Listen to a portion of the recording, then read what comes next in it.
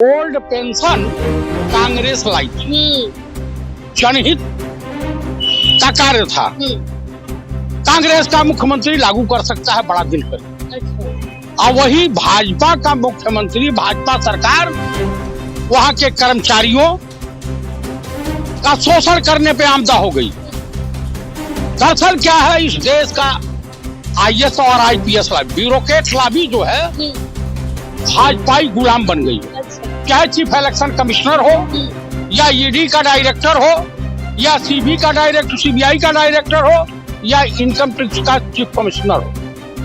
उद्घाटन के टाइम आपने देखा नहीं, पूरा अयोध्या खचाखच भरा। अरे कहीं कुछ नहीं। अरे भाई नचनिया गए थे, अच्छा, फिल्म एक्टर गए थे, बनिया गए थे, संघियों का प्रोग्राम था, विपक्ष का कोई नेता नहीं किया, बहिष्कार किया और निर्मित मंदिर का तुम उद्घाटन कर रहे हो, प्राण प्रतिष्ठा कर रहे हो। अरे ईश्वर के न्याय से डरो, नहीं तो वो चल चलाएगा नरेंद्र मोदी और मोहन भागवत। तुम लोग तो निसंतानी हो। हमारे सनातन धर्म में कहा जाता है कि निसंतानियों का चेहरा सुबह सुबह देख लो तो दिन भर रोटी नहीं मिलती। सटीक खबरों का सीधा असर। आप देख रहे हैं एनसीआर समाचार, खबर भी असर भी। नमस्कार, मैं आपके साथ रितेशना मंगवाना और आप देख रहे हैं एनसीआर समाचार। इस वक्त राजस्थान से एक बड़ी खबर आ रही है कि वहां पर भाजपा सरकार ने ओपीएस को बंद कर दिया है और एनपीएस लागू कर दी है। इसी मुद्दे पर बातचीत करने के लिए हमारे साथ चाचा चतुर्वेदी हैं, जो आपने देखा होगा लगातार हमारी इंटरव्यू हम उनसे लेते रहते हैं, अपनी बातों को बड़ी बेबाकी से मुखरता के साथ रखते हैं। तो सीधा इनसे बातचीत करेंगे। चाचा चतुर्वेदी जी, ये बताइए, ओपीएस वहां पर अब बंद कर दिया है, एनपीएस ला दी है, अब कहाँ जाएंगे कर्मचारी, सरकारी कर्मचारी? जब नाश मनुष्य पे छाता है, पहले विवेक मर जाता है। ये कहावत सत्य है। हाँ। संघी हिंदुओं के झांसे में जो भी आया, चाहे मध्य प्रदेश हो, छत्तीसगढ़ हो, राजस्थान हो और हिंदुस्तान हो, मणिपुर हो, मिजोरम हो, मेघालय हो या असम हो, हर जगह की दशा और दुर्दशा एक समान। बड़ा खुश होकर के ईवीएम के सहारे और कुछ संघियों के झांसे में आकर के, जान लीजिए, 1 रुपया में 2 ही अठन्नी होती है, तीसरी नहीं होती है। तीसरी पाने के लिए ठगी होती है। अच्छा। और इन ठग भाजपाइयों आरएसएस वालों के चक्कर में फंस करके हिंदू समाज अपना ही पतन करा रहा, सनातन धर्म अपना ही पतन करा रहा। चाहे वो राम मंदिर के नाम पर हो या कृष्ण जन्मभूमि के नाम पर हो या काशी विश्वनाथ मंदिर का हो या महाकाल मंदिर। कैसे पतन करा रहा है? हिंदुओं का नाम हो रहा है देश में। अच्छा, ये बताइए, ओल्ड के लोग भी जय श्री राम के नाम नहीं, सुनिए, ओल्ड पेंशन कांग्रेस लाई थी, जनहित का कार्य था। कांग्रेस का मुख्यमंत्री लागू कर सकता है बड़ा दिल कर। अच्छा। और वही भाजपा का मुख्यमंत्री, भाजपा सरकार वहां के कर्मचारियों का शोषण करने पे आमदा हो गई।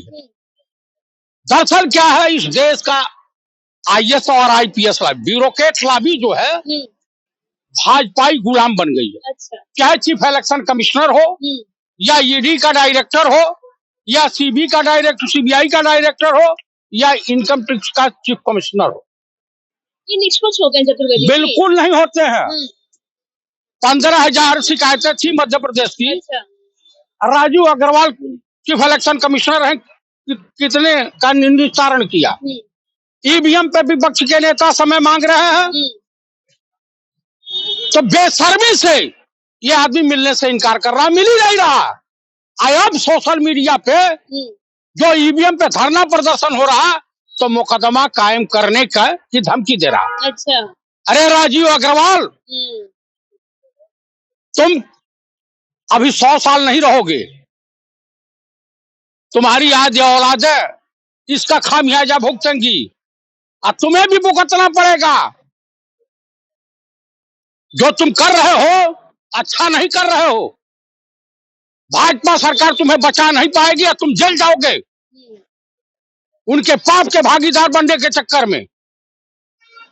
और राम मंदिर के नाम पे आप कह रही हैं कि देश की जनता इनके साथ है। कुछ सूक्ष्म संघी मानसिकता के हिंदू इनके साथ हैं। चारों धर्म गुरु जगत गुरु शंकराचार्य ने बहिष्कार कर दिया है। अरे उद्घाटन के टाइम आपने देखा नहीं, पूरा अयोध्या खचाखच भरा। अरे कहीं कुछ नहीं। अरे भाई नचनिया गए थे, अच्छा, फिल्म एक्टर गए थे, बनिया गए थे, संघियों का प्रोग्राम था, विपक्ष का कोई नेता नहीं गया, बहिष्कार किया।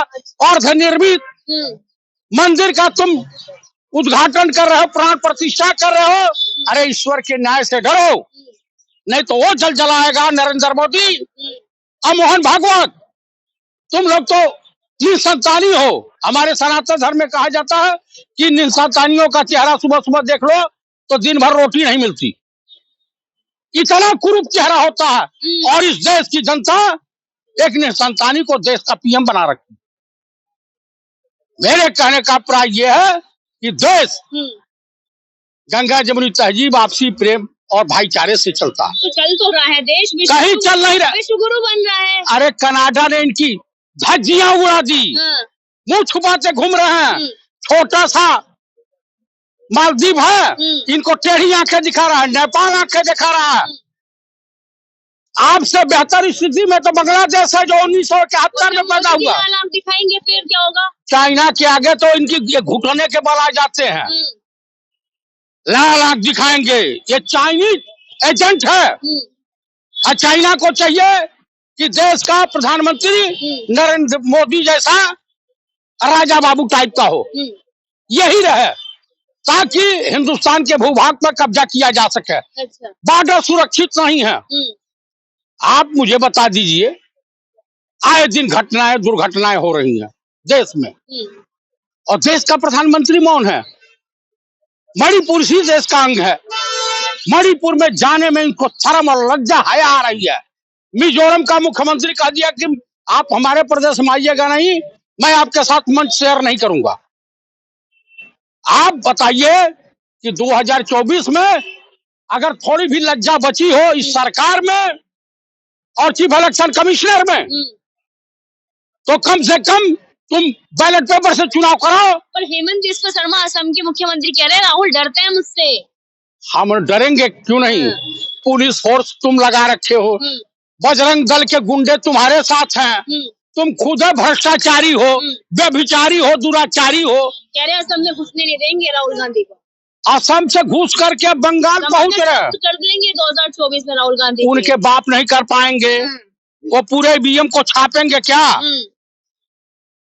वो वहाँ की जनता जो होते हैं, वहाँ की स्टूडेंटों का, विद्यार्थियों का जो जलवा सीट शेयरिंग में सहमति नहीं बन पा रही इंडिया गठबंधन। अरे भाई आप बाहर की हवा बयार मत देखिए। ममता दीदी जो है हम लोग की बड़ी बहन है, राहुल जी को अपना भतीजा मानती हैं।